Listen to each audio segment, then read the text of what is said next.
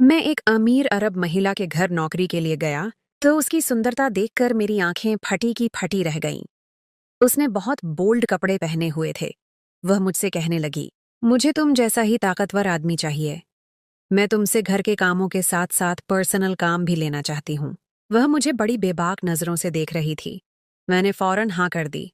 उसने बोला, आज रात ही तुम काम पर आ जाना। रात हुई तो मैं अरबी मालकिन के घर पर जा पहुंचा। मैंने उससे पूछा कि जी मालकिन, मुझे क्या काम करना है? तो अरबी मालकिन ने मुझे कमरे में बुला लिया। मुझे थोड़ी सी झिझक महसूस हुई, लेकिन वह मुझसे कहने लगी, शर्माओ मत, अंदर आओ। इसी काम के लिए तो मैंने तुम्हें नौकरी दी है। इसके बाद तुम्हें मेरी बेटी के कमरे में भी जाना है। मालकिन की बात सुनकर मैं अंदर से खुश हो गया और फौरन उस कमरे में चला गया। अरबी मालकिन ने कमरे का दरवाजा अंदर से बंद कर दिया और बेड पर जाकर लेट गई और फिर मुझसे कहने लगी, चलो शुरू हो जाओ। मैंने शर्म को एक तरफ किया और आगे बढ़ गया और फिर पूरा घंटा अरबी मालकिन के साथ मैं अपने सिर को झुकाए उस अरबी औरत के सामने खड़ा था। मेरा दिल जोर जोर से धड़क रहा था क्योंकि मैं गलती से इस घर के सामने आ पहुंचा था। यह घर बहुत बड़ा था, ऐसे जैसे कोई बहुत बड़ा महल हो। मुझे शुरू से ही किसी अमीर अरबी के घर काम करने का बहुत शौक था और आज मेरा शौक पूरा होने वाला था। मगर बदकिस्मती से इस बड़े से घर में काम के लिए जो खास शर्त रखी गई थी वह मुझ में नहीं थी। लेकिन मैं काम छोड़ना नहीं चाहता था, इसलिए मुझे लालच हो गई। अब अपने सामने एक खूबसूरत अरबी औरत को बेबाक लिबास में देखकर मेरे पसीने छूट गए। मैं खुद को जितना भी आत्मविश्वास से भरा व्यक्ति जाहिर कर लेता, लेकिन अंदर से मैं एक आम मर्द था जो एक अरबी औरत की खूबसूरती को देखकर घायल हो रहा था। अरबी औरत ने मुझे सिर से लेकर पैर तक देखा। मैं सिर झुकाए खड़ा था। मैंने सुना था कि इस अरबी औरत को एक मुलाजिम चाहिए था जो जवान और खूबसूरत हो, मगर उसकी एक शर्त और भी थी जिसे सुनकर मुझे हैरत का झटका लगा। मैं इसी सोच में था कि आखिर इस अरबी औरत का मकसद क्या था। ये बार बार जवान, खूबसूरत और मजबूत लड़के का मुतालबा क्यों करती थी? उस औरत के बुलाने पर मैं झूमकर सीधा हो गया। वह बोली कि मुझे तुम जैसा जवान, हट्टा-कट्टा लड़का चाहिए था, जिसके बाजुओं में ताकत हो। लेकिन मेरी सबसे अहम शर्त पर कोई पूरा नहीं उतरता। उसकी शर्त का सोचकर मेरे पसीने छूटने लगे। मैं कुछ हड़बड़ा सा गया, लेकिन फिर झूठ बोलकर कहने लगा, क्या फिक्र न करें, मैं आपकी हर शर्तों पर पूरा उतरूंगा। मुझे इस अरबी औरत के घर में काम का लालच था। वह मेरी बात पर झट से बोली कि वह तो मैं कुछ ही दिनों में देख लूंगी कि तुम कितने काबिल हो। अगर तुमने मुझे और मेरी बेटी को खुश न किया तो मैं धक्के देकर निकाल दूंगी तुम्हें, और फिर तुम किसी काबिल नहीं रहोगे। मैं उस औरत का और उसकी बेटी का सुनकर सोच में पड़ गया। उस औरत ने मुझे मेरी सोच से ज्यादा तनख्वाह बताई। वह एक रात का 20,000 देने को बोल रही थी और मैं तनख्वाह का सुनकर ही खुश हो गया था। मगर जब उसने मुझे काम का बताया तो मेरी हैरत से आंखें फटी की फटी रह गईं। मुझे यकीन नहीं आया कि वह औरत मुझे इस काम के लिए बुलवाकर हर रात का 20,000 दे रही थी। मुझे क्या इनकार होना था? मैं फौरन मान गया। वह औरत मुझे लेकर अपनी बेटी के कमरे में चली गई। उसकी बेटी कमरे में मौजूद नहीं थी। तब उस औरत ने बताया कि मेरी बेटी डॉक्टर के पास गई है। उसने मुझे पूरा कमरा दिखाया और मुझे समझाने लगी कि मुझे किस तरह रहना है। मैं इतना बड़ा और खूबसूरत कमरा देखकर ही ठिठक गया। ऐसा लगता था जैसे वह किसी शहजादी की रिहाइशगाह हो। अरबी औरत मुझे कमरा दिखाने के बाद किचन में लाई थी। मैं उसके साथ घर देख रहा था जब पता चला कि उसकी बेटी लौट आई है।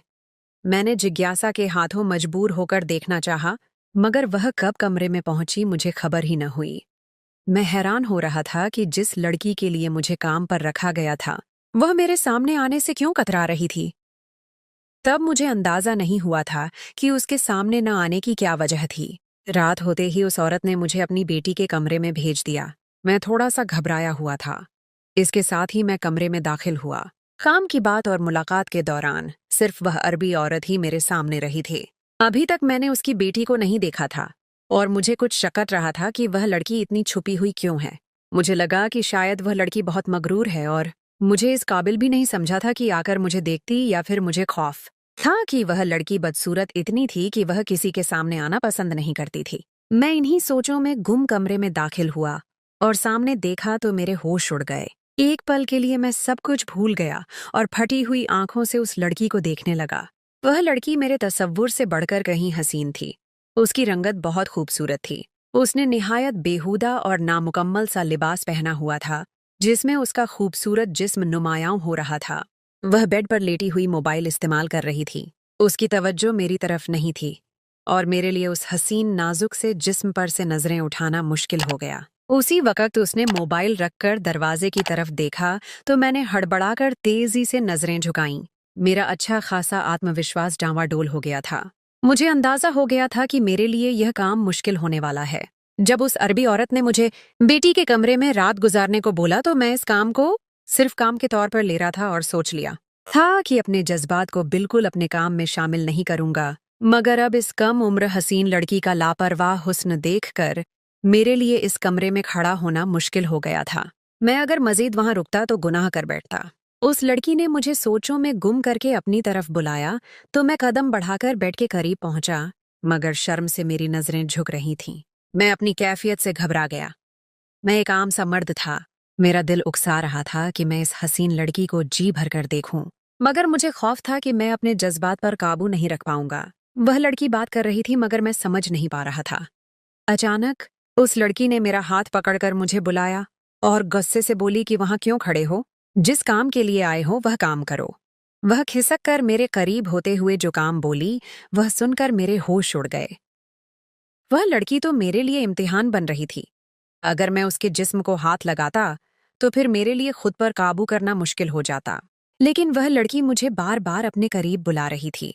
मुझे एहसास होने लगा कि मुझे पैसों की खातिर गुनाह नहीं करना चाहिए। इसलिए मैंने उस लड़की का हाथ पकड़ने की बजाय वहां से जाने की कोशिश की, मगर उस लड़की की अगली हरकत ने मेरी रही सही हिम्मत भी खत्म कर दी। उस अरबी लड़की ने मुझे रोकने के लिए गुस्से से मेरा हाथ पकड़कर झटक दिया तो मैं लड़खड़ाकर बेड पर गिरा। उसका नाजुक सा जिस्म मेरे जिस्म से टकराया तो मेरे अंदर आग सी जल उठी और मेरा वजूद पसीने से नहा चुका था। मैं जल्दी से संभलकर दूर हुआ। मेरा दिल बुरी तरह से धड़क रहा था। उस अरबी लड़की ने अचानक मुझसे जो मुतालबा किया, वह मेरे सर पर आसमान गिरा गया। वह लड़की मुझसे बोली कि मुझे वॉशरूम में ले जाओ, मैं नहाना चाहती हूँ, उसके बाद बिस्तर पर आऊंगी। मैं घबराकर खड़ा हुआ, मगर वह मेरा हाथ पकड़कर गई थी। मेरे लिए मजीद दूर होना मुश्किल हो गया था। मैंने बार बार मलामत करते अपने ज़मीर को थप्पड़ मारा और झुककर उस कम उम्र लड़की के नाजुक से वजूद को अपने बाजुओं में उठा लिया। मुझे ऐसा लग रहा था जैसे मेरी मुलाजमत मुझे ईमान के दायरे से निकालने वाली थी। उस रात जो कुछ हुआ वह मुझे कुछ अच्छा खासा हिलाकर रख गया था। उस लड़की की लापरवाही की वजह मैं समझता था। मुझे अपनी अरबी मालकिन की शर्त याद आई। वह माँ बेटी यकीनन उस शर्त की वजह से मुतमिन थीं और मेरे सामने बेबाक लिबास पहने हुए थीं, मगर उस लड़की का रवैया बहुत अलग था। वह मुसलसल मेरे करीब हो रही थी और उसका अंदाज था जैसे कोई अपने चाहने वाले से लाड़ उठवाता है। न जाने वह लड़की मुझे क्या समझ रही थी। शायद वह अपने हुस्न और नज़ाकत से बखूबी वाकिफ थी, मगर उसके एक मुलाजिम के साथ ऐसे नाज नखरे मुझे अजीब लग रहे थे। उसने अपना पैर जमीन पर लगाना जरूरी नहीं समझा था। उसकी ख्वाहिश पर मैं उसे उठाकर बाथरूम ले गया और तेजी से निकलने की कोशिश की, मगर इस बार भी वह लड़की मुझे रोककर गुस्से से बोली कि तुम कहाँ जा रहे हो? मैं अकेली कैसे नहाऊंगी? वह मुझे वहीं रोक रही थी। मेरा सर घूमने लगा। मुझे अब अपना काम आहिस्ता आहिस्ता समझ आ रहा था। यह काम बहुत बुरा था और सरासर गुनाह का काम था। इसलिए उस अरबी औरत को कोई मुलाजिम नहीं मिल रहा था। इस काम का सुनकर सब पीछे हट जाते थे, मगर मुझे पैसों के लालच ने वहां पर रोक लिया था और अब मैं अपनी लालच पर खुद को कोस रहा था। और वह लड़की टब में बैठी बेलिबास होकर नहा रही थी। मैं पसीना पसीना होता नजरें हटाने की कोशिश कर रहा था, मगर वह मुझे तड़पा रही थी। मेरे अंदर का मर्द मचलने लगा था। मैं वहां से भाग जाना चाहता था। मैं जानता था कि इसके बाद भी रुका रहता तो मजीद गुनाह करता जाता और फिर कोई हद न रहती, मगर मेरे पैर जमीन पर जम चुके थे और मेरे लिए हरकत करना मुश्किल हो गया था। उस लड़की का शफाफ दमकता जिस्म पानी में भीगा हुआ था और मेरी नजरें बार बार भटक कर उसकी तरफ जा रही थीं। उस लड़की को बिल्कुल परवाह नहीं थी कि मैं वहां खड़ा हूं और वह बेलिबास होकर नहा रही है। मेरा असली इम्तिहान तो तब शुरू हुआ जब उसने नहाने के बाद फिर से वही फरमाइश की कि मैं उसे उठाकर ले जाऊं। उस लड़की के अल्फाज पर मुझे सख्ता हो चुका था। मैं उसे समझ नहीं पा रहा था कि वह इतने खुले अंदाज में मुझे दावत दे रही थी कि मैं उसके खूबसूरत जिस्म का फायदा उठाऊं, क्योंकि हर औरत या लड़की यह बात जानती है कि मर्द एक बार किसी औरत के करीब हो जाए और तन्हाई भी मयस्सर हो तो शैतान फिर उस पर हावी हो जाता है। मुझे इस माँ बेटी की हरकतें मशकूक लगने लगीं। वह मेरे साथ ऐसा क्यों कर रही थीं? वह मेरी मजबूरी का फायदा उठा रही थीं और मुझे फंसाना चाह रही थीं। मुझे यकदम उन पर गुस्सा आया और मैंने आगे बढ़कर उस लड़की को दबोच कर उठाते हुए कमरे में पहुंचाकर उसे बेड पर पटका। मुझे लगा कि अब वह लड़की मेरा बदलता रूप देखकर चीखने लगेगी और मुझे मलामत करेगी, मगर उस लड़की ने मुझसे जो बात कही वह मुझे यकदम पत्थर का कर गई थी। अगली सुबह मुझे उस अरबी मालकिन ने बुलाया तो मैं शर्मसार होकर मालकिन के सामने जा खड़ा हुआ। मालकिन गौर से मुझे देखती रही और फिर बोली कि अब तक तुम समझ चुके होगे कि तुम्हें क्यों काम पर रखा गया है। मैं बस ये चाहती हूँ कि इस घर की बात बाहर न निकले और यहाँ जो कुछ कर रहे हो वह बाहर कभी जाहिर मत करना। मैं मालकिन की बात पर मजीद शर्मिंदगी से जमीन में गड़ गया और गुजरती रात मेरी आंखों में फिल्म की तरह घूमने लगी। मेरे लिए कुछ भी बोलना मुश्किल हो गया। मैं इस घर में क्या सोचकर आया था? मुझे अपना शौक याद आने लगा जो जवान होते ही मेरे अंदर बढ़ने लगा था। मैं हिंदुस्तान से ताल्लुक रखता था और मुझे सऊदी अरब काम करने का बहुत शौक था। मुझे मेहनत करने में कोई आर नहीं थी, मगर मुझे हिंदुस्तान की कमाई पर हर वक्त एतराज रहने लगा था। मेरी मायूसी बढ़ती जा रही थी। एक रोज मुझे मामू ने फोन किया। उन्होंने बताया कि मेरे एक पुराने दोस्त को अपने काम पर कुछ मेहनती वर्कर चाहिए। मामू को याद था कि मैं अरबी जबान सीख चुका था, इसलिए वह मुझसे पूछ रहे थे कि अगर मैं सऊदी अरब जाने में दिलचस्पी रखता हूं तो वह मुझे सऊदी अरब भेजने का खर्चा खुद उठाएंगे। मुझे यह सुनकर लगा कि मैं ख्वाब देख रहा हूं। मैं मामू का मशकूर होने लगा। मामू मुझे चंद दिन इंतजार करने को बोलकर काम पर लेकर जाने लगे। मैं खुशी खुशी तैयारी करने लगा। घर वालों को भी एतराज नहीं था, क्योंकि मैं मामू के तवस्सुत से जा रहा था। मगर जब मेरी तैयारी पूरी हो गई तो तब मामू ने फोन करके माजरत कर ली और बोले कि मेरा दोस्त बहुत कम पैसे दे रहा है, लेकिन काम ज्यादा है। मामू बोले कि बेटा अभी रुक जाओ, सऊदी अरब के हालात भी इतने अच्छे नहीं हैं। मामू मुझे समझा रहे थे, लेकिन मुझे गुस्सा था। मुझे लगा कि मामी ने मेरे मामू को रोक दिया होगा। मैं उनकी नीयत पर शक करने लगा कि वह लोग चाहते ही नहीं हैं कि मैं कामयाब हो जाऊं और कामयाब होकर पैसा कमा सकूं। मैंने गुस्से से कॉल बंद कर दी और अपने तौर पर सऊदी अरब जाने के इंतजामात करने लगा। मुझे घर वालों ने बहुत रोकने की कोशिश की और समझाया कि मामू की नीयत पर शक न करूं, मगर मैं जिद में आ चुका था। मैं तैयारी करने के बाद अब मैं रुकना नहीं चाहता था, इसलिए बाहर ही बाहर अपने इंतजामात खुद मुकम्मल कर लिए। कुछ वक़्त के बाद चला आया।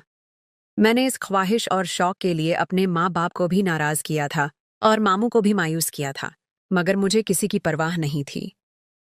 मेरा मानना था कि जब मैं कामयाब होकर कई रियाल कमाऊंगा तो खुद सब घर वाले मान जाएंगे और मुझ पर रश्क करेंगे। मगर सऊदी अरब पहुंचकर कुछ ही दिन बाद मुझे एहसास हुआ कि मामू की बात बिल्कुल ठीक थी। मुझे नौकरी नहीं मिल रही थी। मैं धक्के खाता रहा, मगर कुछ समझ नहीं आया कि मुलाजमत के लिए मुझे किस जगह जाना चाहिए और किससे मिलना चाहिए। किसी अनजान पर कोई यकीन करने को तैयार नहीं था। सऊदी अरब में किराए पर गाड़ियां, कमरा लेना तो मेरे लिए मुमकिन नहीं था। हिंदुस्तान की निस्बत यहाँ रिहाइश का किराया बहुत ज्यादा था, जो बिना तनख्वाह के मैं कभी भी अदा नहीं कर सकता था। चंद दिन बाद ही मुझे एहसास हुआ कि मुझे मजीद इंतजार करना चाहिए था। मामू शायद मुझे वाकई काम दिलवा देते कहीं। अब मामू को फोन करने पर शर्मिंदगी हो रही थी। मैं फुटपाथ पर सर पकड़कर बैठा था। मेरे पास से एक मर्द गुजरा तो मुझ पर तरस खाकर मुझे रकम दे दी। मैं चौंक गया। अभी मैं वह पैसे ले रहा था कि एक और राहगीर ने भी उसी तरह पैसे दे दिए। वह सब मुझे भिखारी समझ रहे थे और मैं पैसों की कमी की वजह से किसी गलतफहमी को दूर नहीं कर पाया। मेरा गायब दिमागी से इधर उधर देखना एक अरबी को मुतवज्जह कर गया। उसने मुझसे सवाल किया कि क्या तुम नाबीना या माजूर हो? उसके सवाल पर मैंने खामोशी से हाँ बोल दिया। तब उसने मुझे एक काम बताया और एक घर का पता दिया कि मैं वहां जाऊं। मैं काम मिलने का सोचकर परजोश हो गया। मुझे अंदाजा नहीं हुआ कि मुझे किस किस्म का काम मिलने वाला था। मैंने अपने सामान से साफ लिबास निकाला और एक पेट्रोल पंप पर बने बाथरूम में जाकर मुंह हाथ धोकर लिबास बदला। बीच में मिले पैसों की मदद से ही मैं मतलूबा जगह पर पहुंच गया। आगे पहुंचा तो इतना बड़ा घर देखकर मेरी आंखें खुल गईं। मुझे लगा मेरा ख्वाब पूरा होने वाला है। एक अमीर अरबी के घर काम करके मुझे बहुत पैसा मिलने वाला था, मगर घर में जाकर पता चला कि इस घर का मालिक मर्द नहीं बल्कि औरत है, और वह अरबी औरत भी इंतहा की खूबसूरत है। उस औरत ने मुझे देखकर इत्मीनान से सर हिलाया, क्योंकि मैं जवान था और मेरा कद-काठ भी बहुत अच्छा था। उस औरत को जैसे मजबूत जवान की ही जरूरत थी और मुझे उसकी वजह बाद में समझ आई कि उसे मुझसे क्या काम लेना था। उस औरत ने मुझे पूरे घर का नक्शा समझाया क्योंकि मैं अंधा बनकर वहां पहुंचा था। इसलिए वह औरत मुझे अपनी बेटी के कमरे का नक्शा समझा चुकी थी। मैं उलझा हुआ था, सब कुछ समझ रहा था और उस औरत की हिदायत पर कदम कदम पर घर की जगह का बता रहा था कि बाथरूम कहाँ है और बाकी जगह कितने कदम के फासले पर थी। मैं नहीं समझ पा रहा था कि अरबी औरत को एक अंधा मुलाजिम ही क्यों चाहिए था। उसने पहले यही शर्त रखी थी कि मुलाजिम नाबीना हो और वह बार बार मुझसे यही सवाल कर रही थी कि क्या मैं सच में नाबीना हूँ। मुझे खौफ महसूस हो रहा था कि अगर मैं पकड़ा गया तो काम हाथ से निकल जाएगा, इसलिए झूठ बोलता रहा कि मैं अंधा हूँ। तब उस अरबी औरत ने मुझे बहुत जताकर कहा था कि अगर मैं अंधा न हुआ तो वह मुझे बताएगी कि इस जुर्म की सजा क्या है। मैं हिंदुस्तान से सऊदी अरब आ चुका था और सऊदी अरब आकर भी धक्के खा रहा था। इसके बाद मैं इस मुलाजमत से हाथ नहीं धोना चाहता था, इसलिए मैं अपने झूठ पर कायम रहा। रात के वक्त जब उस औरत ने अपनी बेटी के कमरे में भेजा तो उस लड़की का हुस्न मेरा ईमान डिगमगा गया था। मैं तब अपनी बात से पीछे हटने की हालत में नहीं रहा था। मैं उसे देख देख कर मुश्किल में पड़ गया था। उसकी लापरवाही और बेबाक नामुकम्मल लिबास उसका जिस्म पूरी तरह से ढकने में नाकाम हो रहा था। वह समझ रही थी कि मैं अंधा हूं और उसे देख नहीं सकता। अगर वह दूर रहती तो मुझे भी यही लगता कि वह मुझे अंधा समझकर लापरवाही से रहती है, मगर वह तो मुझे करीब करके बार बार मेरा हाथ पकड़ती थी और उल्टी सीधी फरमाइशें करके मेरा इम्तिहान बढ़ा रही थी। वह एक बार खुद भी बिस्तर से नहीं उतरी, न अपने पैरों पर चलती थी। उठने बैठने के लिए भी वह मुझे बुलाती थी कि मैं उसे उठाऊं। मुझे उसका रवैया खटक रहा था। किसी लाडले बच्चे जैसा उसका बर्ताव था, मगर वह खुद जवान लड़की थी। उसे नहाने के लिए भी मेरी मदद दरकार थी। मर्द चाहे अंधा भी हो, एक खूबसूरत नाजुक से जिस्म का लम्ज उसे वरगला सकता है। मैं भी यही बात समझ नहीं पा रहा था कि वह लड़की मुझे क्यों अपने जिस्म को छूने का मौका दे रही थी। मगर जब मैंने उसे बिस्तर पर लिटाकर अपने कमजोर नफ्स के हाथों मजबूर होकर उसके बाजू पकड़े तो इससे पहले कि मैं कोई हद पार करता, वह लड़की बोल पड़ी कि मेरी मदद करने का शुक्रिया। मैं जानती हूँ यह तुम्हारे लिए नापसंदीदा काम होगा, मगर मेरी मजबूरी मुझे इस मुकाम तक लाई है। उस लड़की की बेबसी भीगी आवाज पर मैं चूम गया था। तब उसने जो इंकिशाफ किया वह मुझे पत्थर का कर गया था।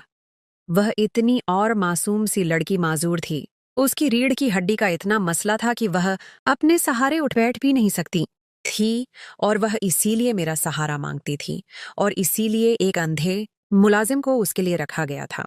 मुझे उस लड़की की बेबसी शिद्दत से महसूस हुई।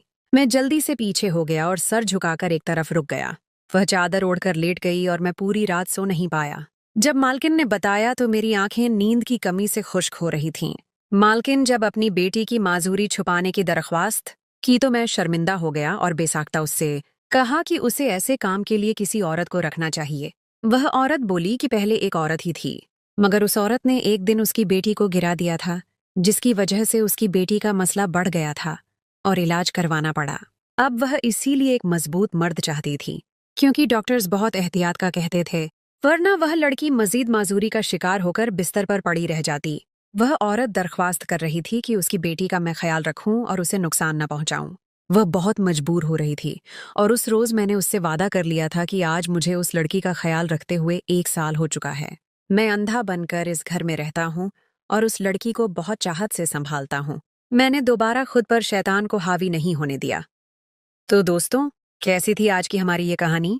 मैं आशा करती हूँ कि आपको कहानी पसंद आई होगी। अगर कहानी पसंद आई हो तो वीडियो को लाइक करें। अगर आप चैनल पर नए हैं तो चैनल को सब्सक्राइब कर लें।